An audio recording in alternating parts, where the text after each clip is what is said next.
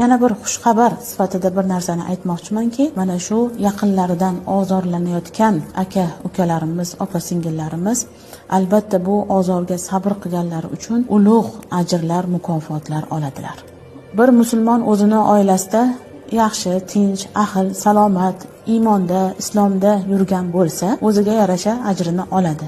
Lekin boshqa bir musulmon aziyat chekib uyida yaqinlaridan ozor tortgan holatda ibodatlarni qilayotgan bo'lsa, hidoyatdan yurayotgan bo'lsa, unga haligi tinchlikda yashayotgan musulmondan ko'ra juda ham ko'p va ortiq ajr savob mukofotlar beriladi. Chunki u hidoyatda yurishi uchun, Alloh taoloning ta'limotlariga amal qilish uchun ko'proq ozor chekmoqda. Bemalol erkin eminlikda qila olmayapti, qiynalyapti. Albatta Alloh odil zotdir. Bu qiyinchiliklarga yarasha o'zi natijani bilib beradi.